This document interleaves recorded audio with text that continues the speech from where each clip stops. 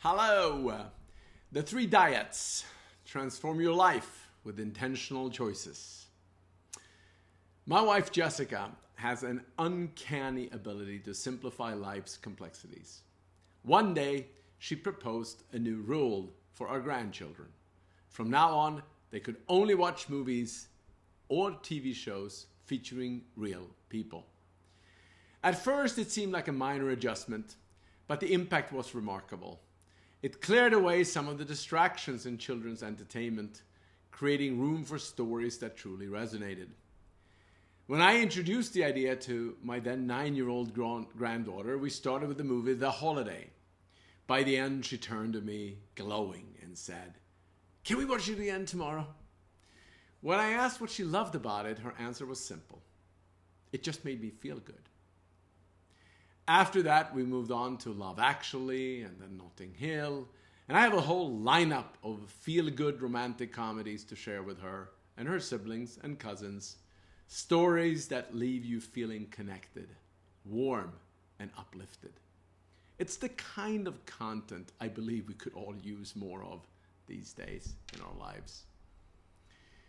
The power of what we consume. My granddaughter's words were a gentle reminder of the profound impact of what we take in, whether it's food, ideas, or time with others. These choices form the foundation of a resilient life. The diets we consume, food, folks, and facts, are deeply interconnected, creating opportunities for balance, joy, and purpose, and shaping not only how we feel, but also how we engage with life as a whole. The diagram I have posted today illustrates this interconnectedness. Each diet is distinct and personal, yet they overlap in meaningful ways.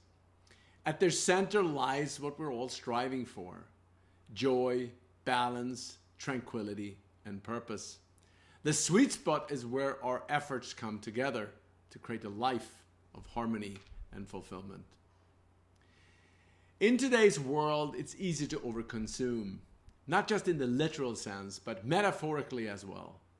Whether it's endless scrolling or overcommitting socially, our appetite for more has outpaced our ability to digest. Psychologist and author Barry Schwartz's concept of the paradox of choice captures this beautifully. Abundance, when unchecked, can lead to overwhelm. So instead of looking outward at a myriad of solutions, I see this as an invitation to look inward. Are we actively shaping our lives or letting others' influences take the lead? This idea of personal agency isn't new. It's a cornerstone of author Stephen Covey's principle, be proactive, as outlined in his influential book, The 7 Habits of Highly Effective People.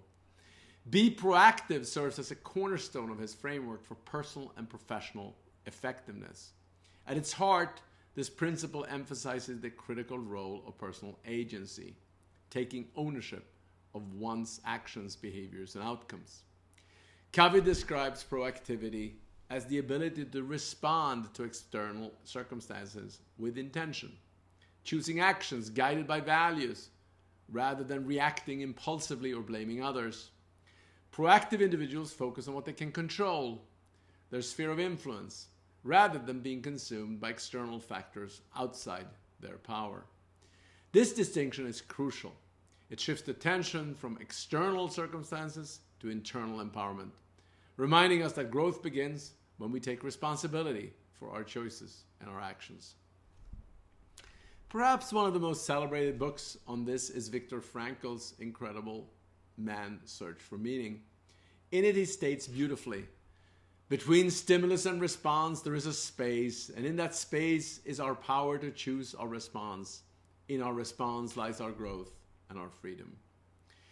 This mindset inspired me to become the architect of my own consumption, deliberately balancing what I take in and how I process it. Curating what we consume, whether it's the food on our plate, the people we surround ourselves with, or the narratives we allow into our minds, is an act of self-leadership.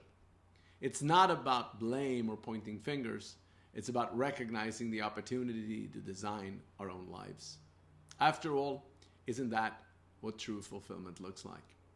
The first diet, food. The first and perhaps most obvious diet that we can curate is what we put into our mouths. As biological beings, the food we consume profoundly influences our well-being, affecting not only how long we live, but also how vibrant and how happy we feel along the way. Food is the foundation for everything.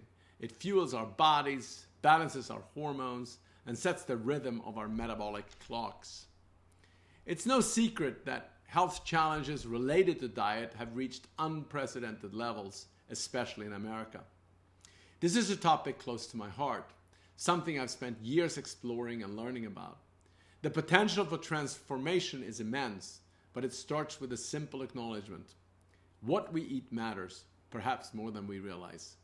There is so much depth to this subject, and in my next article, I will cover its impact in greater depth.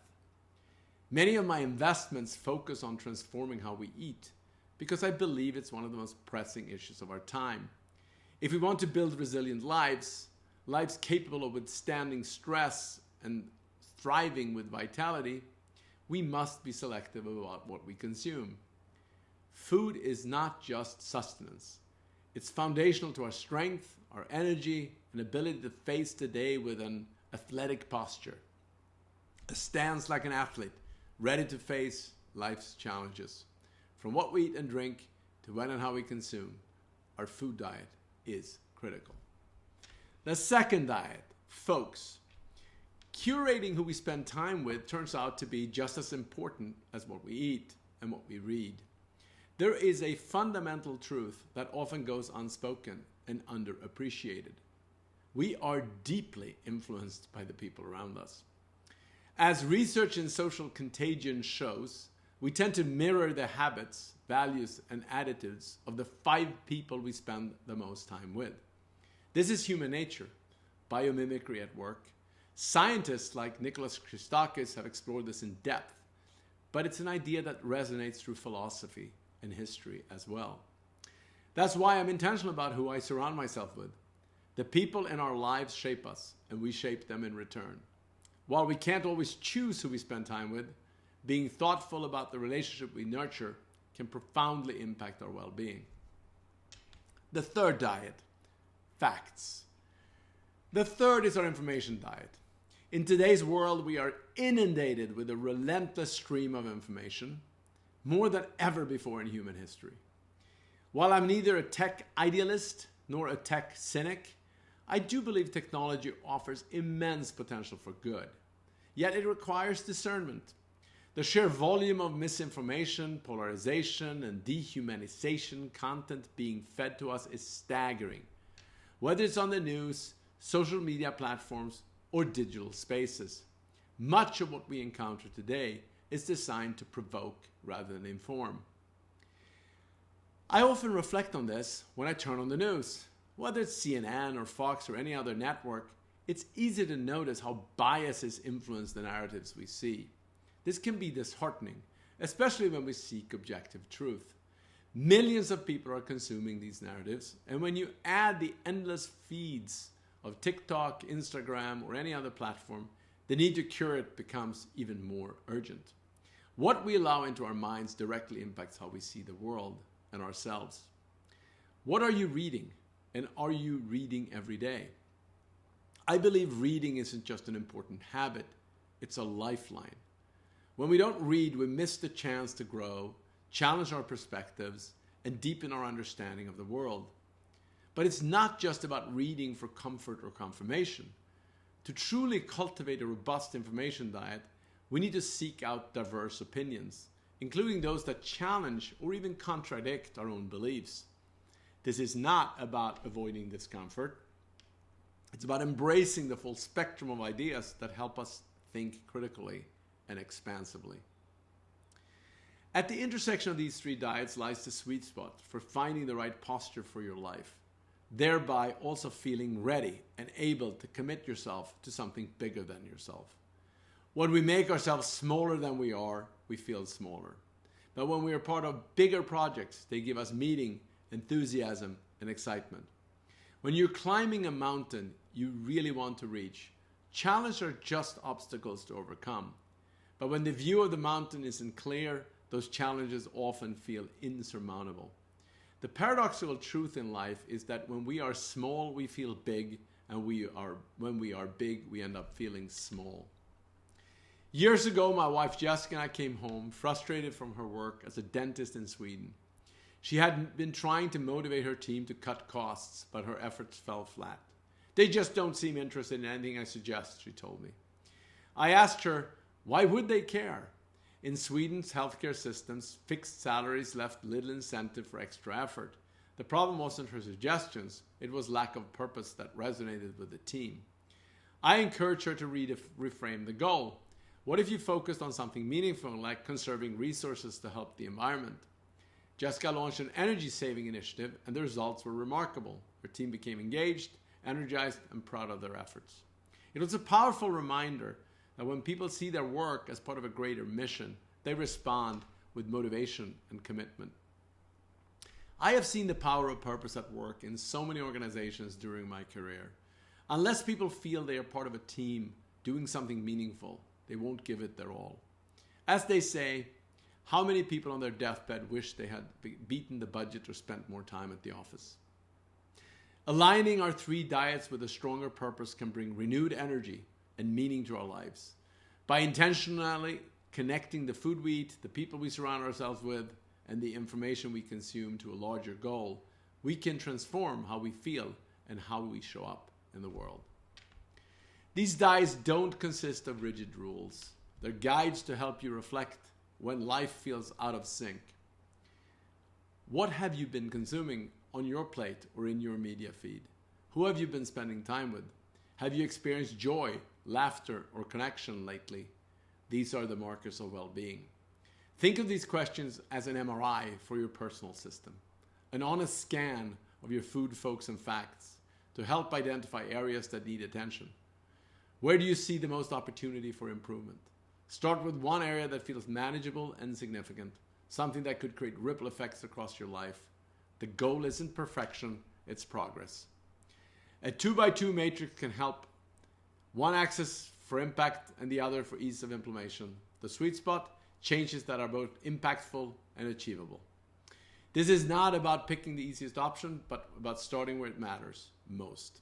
Even small steps to align your time, relationships, and habits with your values can transform your sense of balance and purpose. The 3 diets are like strands of a tapestry weaving together the fabric of our lives. Each strand strengthens the others, and at their intersection lies the essence of a life well lived. This article is just the beginning of our exploration. Over the next few pieces, we'll take a closer look at each diet, uncovering practical ways to make important changes. Food, simple strategies to nourish your body for vitality and strength. Folks, insights on building relationships that uplift and inspire. Facts, tips for curating an intentional information diet in a noisy world. As we continue this series, my hope is to offer perspectives that empower you to create a more resilient life. Let's explore together how thoughtful choices can lead us closer to joy, balance, tranquility, and purpose. Your turn. As we embark on this series, take a moment to reflect on your own 3 diets. Are they in harmony? What's one small change you can make today to bring more balance, joy, or meaning to your life? Remember, even the smallest change can create a ripple effect. And please share if you have great ideas to share with everyone. Thank you.